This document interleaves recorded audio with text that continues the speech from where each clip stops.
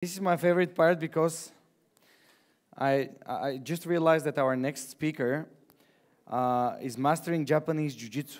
So I forgot my purple belt, but he transitioned from mastering Japanese Jiu-Jitsu to mastering user insights. Miroslav brings the discipline of the martial artist to the art of UX research. A former data analyst turned UX researcher, he embodies the bridge between numbers and human behavior. When he's not at the gym, recharging from work, he's adapting to new cultures, from learning Dutch in the Netherlands to ordering pastel de nata in Portuguese in his new home. Miro, repeat after me. Pastel de nata, se faz favor. Or even better, gingina com fruta, se faz favor. So you'll learn what this is. Muito bem.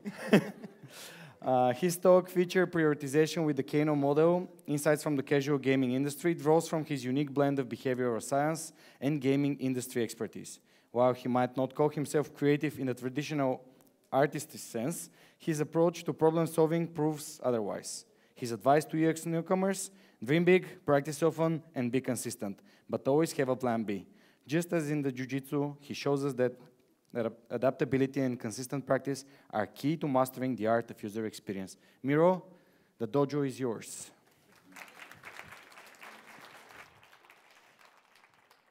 Здравейте, UX Sofia. So good to be back to my roots. So I'm very curious to learn something from you. Help me understand how many of you play video games on your mobile, your computer, console games, maybe arcade games? Quite a number. I'm very happy about this. Well, the reason for asking is because today I'm going to talk about games. And yeah, I do play games as well. And even at my work, because yes, it was part of my job. How it all started? Well, let me tell you a story. Last year, I joined a product team in Portugal as an embedded UX researcher. At the time, the team was working on a gaming platform for casual games. Think about Mahjong, Solitaire, Bubble Shooter, word puzzles, just to name a few. Those bite-sized games, for some people, they're just a way to unwind, to escape reality, or just to boost their mental capacity. It's okay. No worries. It's a game.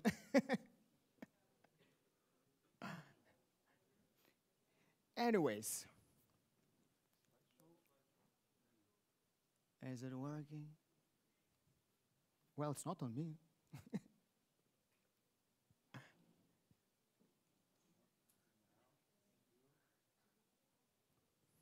By the way, I'm not mastering Jiu-Jitsu. I train Jiu-Jitsu. I can do some techniques, so don't challenge me. That's right, huh? Yes, it's working. Okay. Lovely. So at the time, my team was working on a gaming platform for casual games. So I mentioned a couple of games, and well, our audience was very varied. We had players who belong to the young adults to senior citizens. Yes, I talk to senior citizens. They're quite engaging audience. And at the time, so during some of my first days, the product manager came to me and asked me, Miro, tell me what to build first to satisfy our users. That question lingered. So the same afternoon, I hopped on my bicycle and cycled all the way to the city center of Lisbon. When I reached Rocio Square, I stopped to take in the sights and overheard a group of Japanese tourists. And then it hit me. No, I didn't hit anybody. Nobody hit me, though sometimes it's very difficult to avoid collision with tourists. The idea hit me. So it was the Kano model. It was a framework I got acquainted with when I used to work at the public sector in the Netherlands. It was time for me to actually apply this, to play with this framework and apply it in the gaming industry. So what did I do? So let's play this game and tell some more details.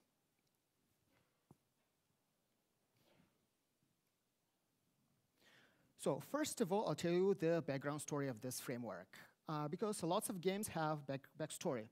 Later, I'll give you the practical steps of how to run Kano survey. This will be as if you're learning the mechanics of a new game. Later, I will tell you how to create a strategic map to be able to classify all different categories once you receive the survey data results. And we'll hit the power level with some understanding about in which cases you can use this model. Last but not least, we'll hit the bonus level. And with this, I'll tell you how you can enrich your Kano insights. So let's begin. I'll take you on a trip back in time. It's the year 1980s. We are in Japan. It's a time when consumer electronics were rapidly evolving. Amid that innovation, there was a visionary, Dr. Noriaki Kano. He was very curious to understand what makes a product very successful. So at that time, some examples of those products are Sony's Walkman, personal computers, even some gaming consoles. So Dr. Noriaki Kano observed something others missed, namely, piling simply on features will not make a product successful. There was a catch here. He understood that every single product feature elicits an emotional response in people. Some are very essential, like the oxygen we breathe. Others leave long-lasting impression in us. And there are also those features that we really get annoyed with. So with that inside, he developed a framework which we currently use today to classify features and predict what will be beneficial for the customer satisfaction.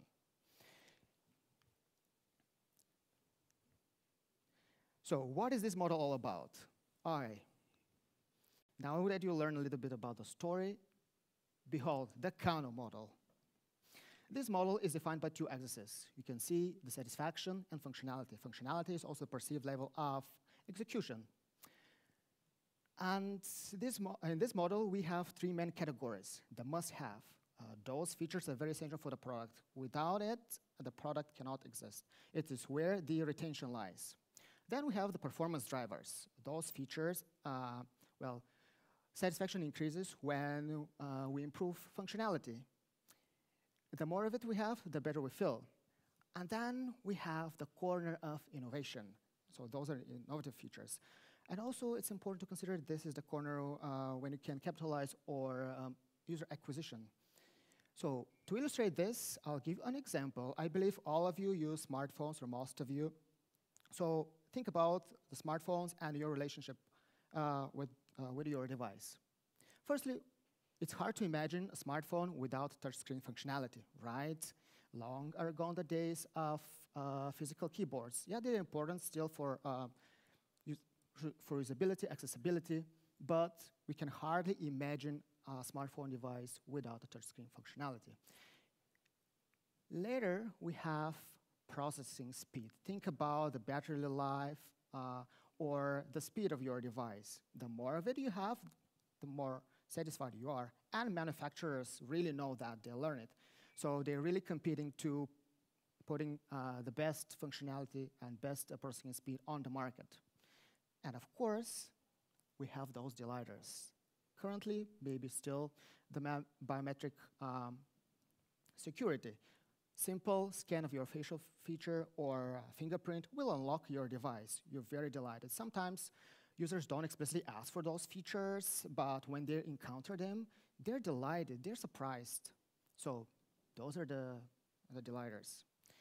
It's worth mentioning that there are also features we're a little bit indifferent towards. Whether they're there or not, it doesn't matter to our satisfaction. We can still use the product. For example, maybe you have some functionalities buried deep down in your smartphone menu. Whether it's there or not, it doesn't matter to you. And of course, it's worth mentioning that there are those features we really get annoyed with. Those are the reverse features. Everybody knows the pain of having pre-installed apps, right? And they're very difficult to get rid of. So this is the bloatware. The beauty of this model is that it gives us a complete overview of what actually makes us happy and what not. Whether you're building SaaS products, a mobile app, a gaming platform, you can still use this model to cut through the noise of endless feature requests. Because this was my challenge. We had a lot of ideas for new product features, but, well, our resources were very tight. Our roadmap was jam-packed. So I decided to implement that model. But how we can put it in practice? So there's a tool. So some practical steps. First of all, the Kano model goes hand in hand with the so-called Kano survey. In it, you list every single feature you want to test. You need to describe it very succinctly. Think about the user benefit. Ask people from your marketing team. These are your close allies because they know the environment, they know the context. They also know the brand tone and the voice. You can still embed that in your description. Remember, it's not a sales pitch. Always put the user's benefits first. So in this case, you can see game recommendation engine. I'm not going to read all the description, but it's also useful to showcase some examples of your concepts, either a GIF, picture, maybe clickable prototypes, why not? This will help people perceive your feature much better. Once you do this, you ask a pair of two questions, namely, how do you feel if you did have this feature? This is the functional, a positive question. How do you feel if you did not have this feature? This is the dysfunctional, the negative question. The reason for asking those two questions is that you have a more round understanding of where the user preferences lie. And consider that people will answer, give you an answer on a 5-point scale, ranging from pleasure when they're satisfied when the product, when the feature is present, and also to the avoidance of displeasure. So here we have, I like it, I expect it, I'm neutral, I can tolerate it, I dislike it. Right. Because I'm a mixed methods researcher, I always include open-ended questions. Very important in my case, because I was surveying two different segments, namely current users and new users. I wanted to understand if there's some difference and needed some, clarification, because this was the only opportunity I could have to talk to the users. And some examples, as you can see on the screen here, includes, well, for example, how do you feel, how this feature impact your overall experience when using this product? Another example, can you describe a situation when this feature would be particularly helpful or not?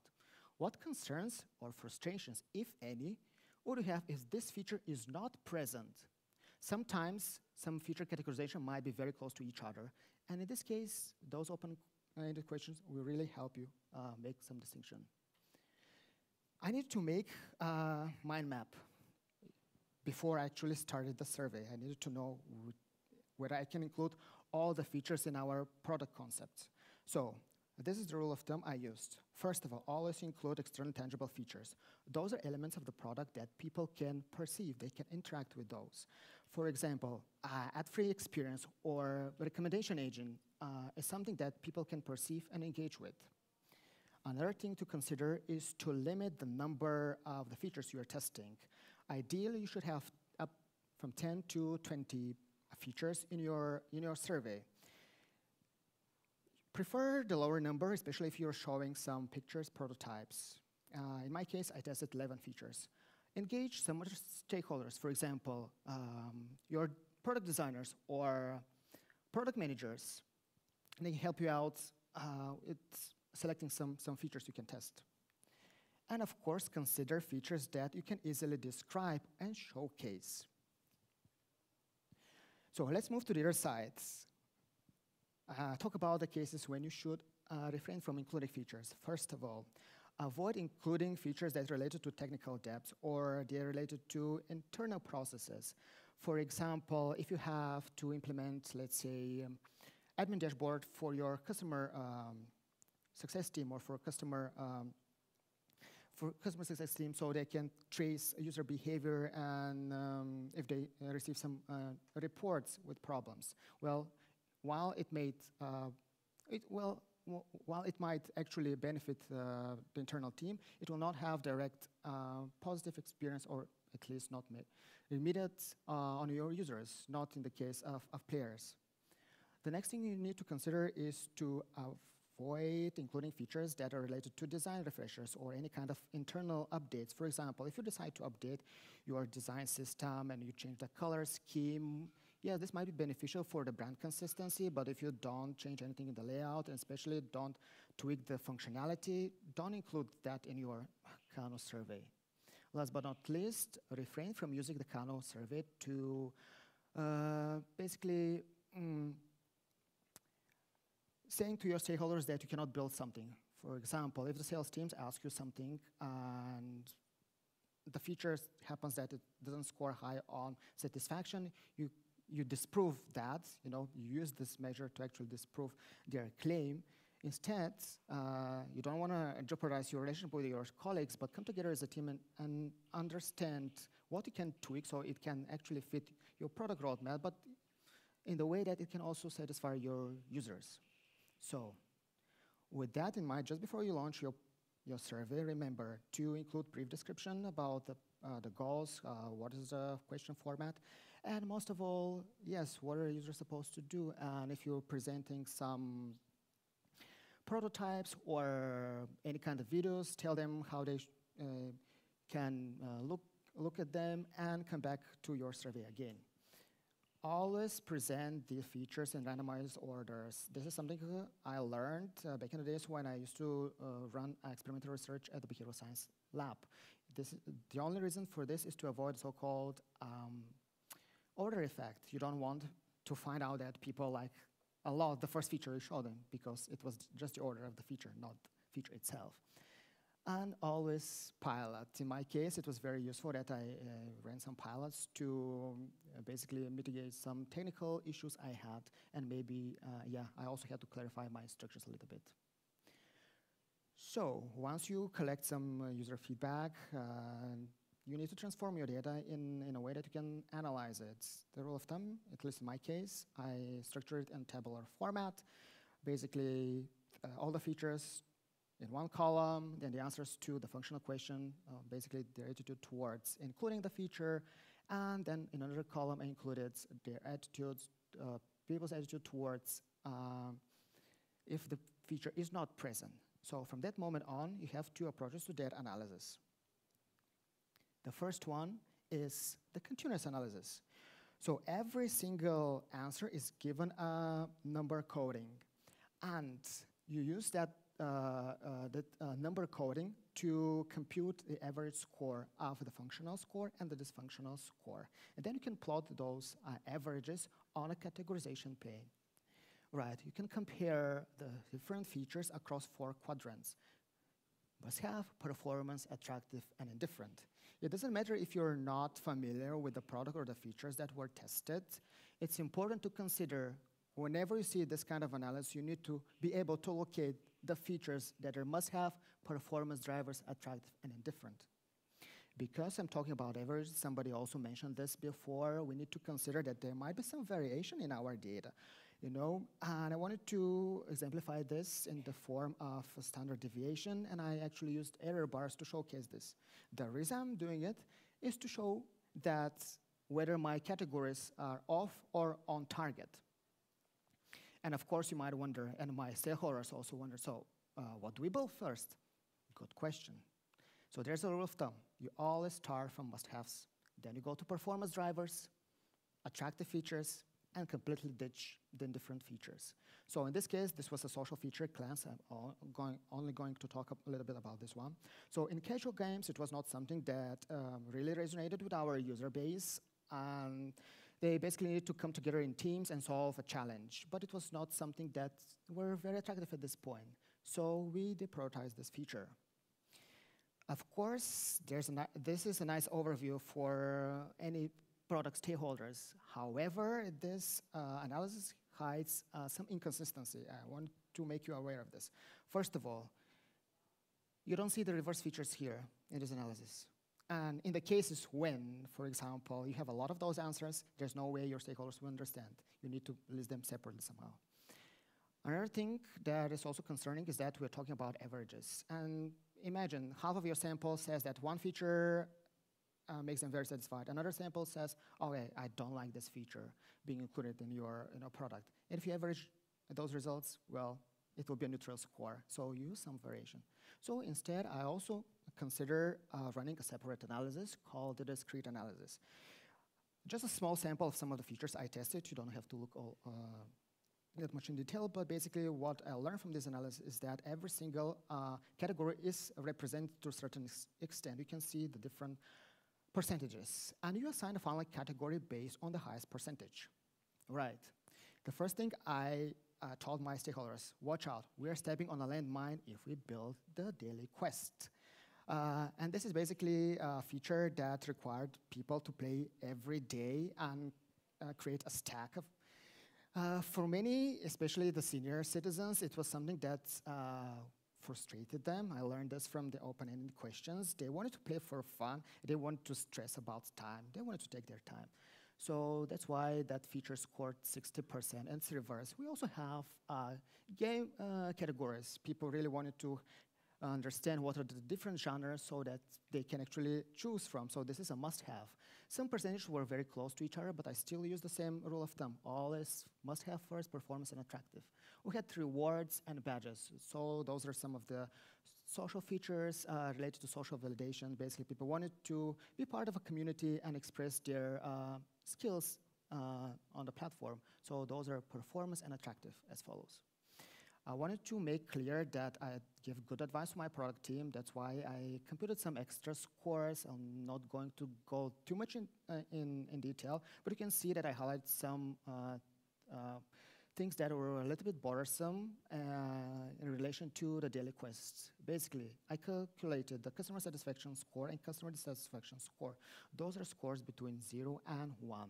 So in the first case, score that was below 0.5 was very alarming. That's why I highlight that cell. I didn't see something alarming in the customer dissatisfaction score, but instead I looked into something that I was very particularly interested in. And also, what is the importance of that feature? In order to understand this, I used the total score. It was below 50%, so it makes sense that people really didn't like that feature. So we learned the story of this model. We learned the concept of the Kano model. And we learned the mechanics of this model. But in which cases can we use it? All right. First of all, with the Kano model, you can prioritize features when you're planning your budget for the next year and your resources are very tight. You can actually use the model to capitalize on features that matter for your users. Of course, the must-haves, attractive features, you'll have an indication for this. And if you're even working on a new concept, you want to understand how you can make a great first impression, right? With the Kano model, you can focus on must-haves, something that is required, but also sprinkle with some delight. Fast forward, your product is on the market. You need to make decisions about what to include, what to exclude, and what to improve. With the Kano model, you're well equipped to do this. And of course, there will be competitors. They will be breathing in your neck. You want to gain some edge. So with the Kano model, you can actually try to address unmet needs and even understand which features will be innovative to make a difference on the market. Last but not least, you can use the Kano model to trim your product roadmap. For example, if throughout the year you have some priorities to work on customer engagement, focus on the must-have features. Or if your goal for the second quarter in the year is to work on customer acquisition, maybe you want to improve the numbers of daily active users or even new users on your platform, yes, work on the attractive features. You will know which they are with the Kano model. When I presented the results for the first time to my team, well, they were pleased, and my VP of product was very excited. Even he wanted me to run a similar analysis for shopping experience in games. And then I pondered, okay, so you want me to compare pricing tiers. So I stopped for a while. I took a day to think about strategy, and I realized, okay, I cannot use the Kano model every time, but what would I do in this case? So there are some complementary frameworks. So first of all, the Kano model will not tell you how much money people will pay for your features. There's no way to learn it from this model.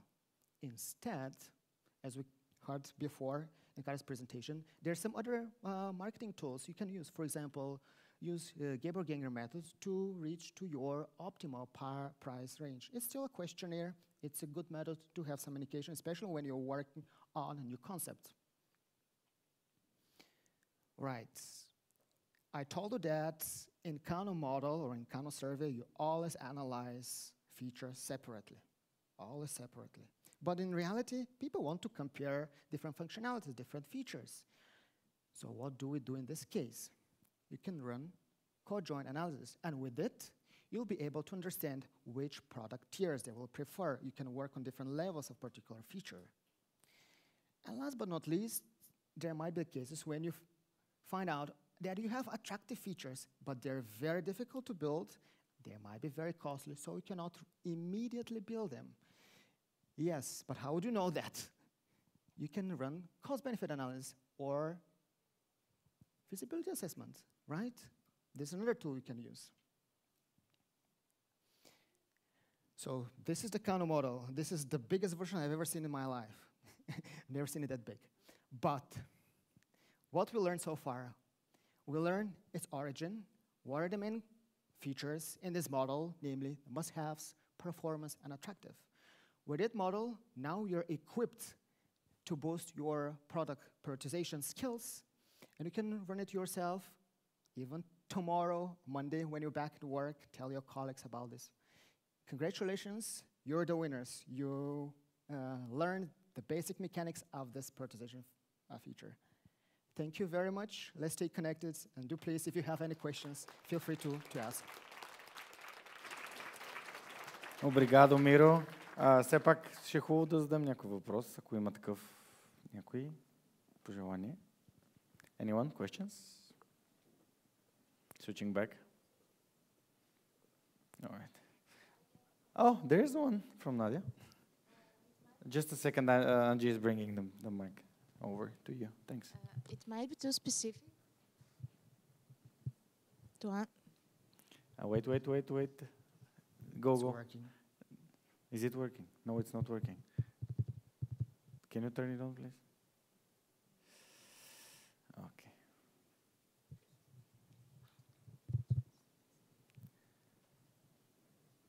Patience. Let's wait. Go ahead. Okay, so I can talk loudly if necessary.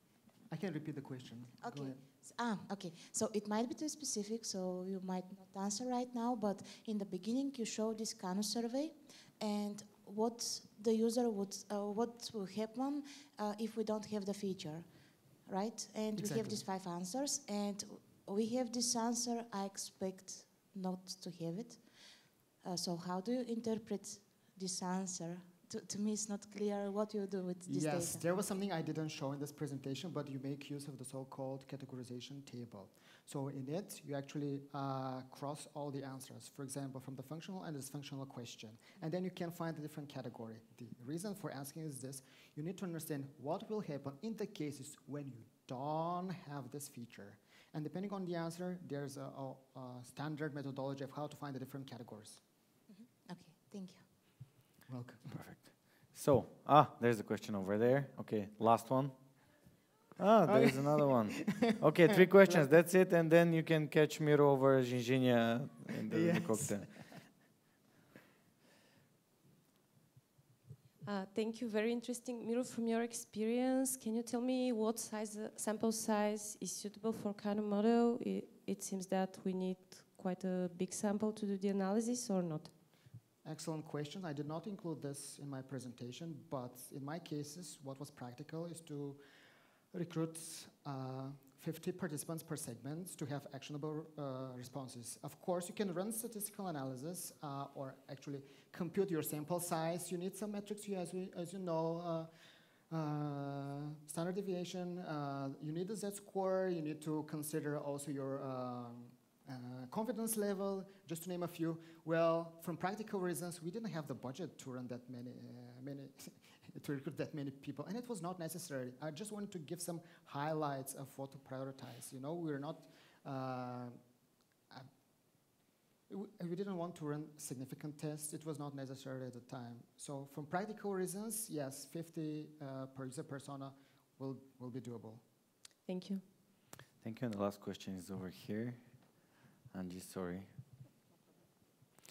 Over here, the lady with the poster. Hi, I wanted to ask, so the software that we are developing, it's developed, but we are making new features for.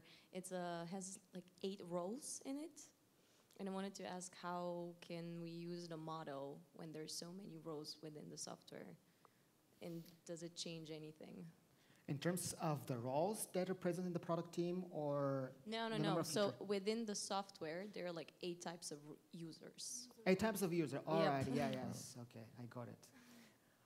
That's a good one. You know, you need to make a decision about which user personas will have the higher priority. What is your business goal, for example? Is it, for example, the retention rate of particular user persona? You know, then include that that sample in your data. Or are you considering, for example, retention rate, but for which user persona? So it depends on your business goal. most What probably. if they all kind of work together and they're all needed? Yeah, that's very context specific. I wouldn't know if you don't tell me more. Okay, we can talk about it afterwards. We can ask Yes, you. please. Excellent. So thank you so much, Miro, for being here. Thanks. When I saw Kano and gaming, I thought, oh, Mortal Kombat. So, but unfortunately not. We can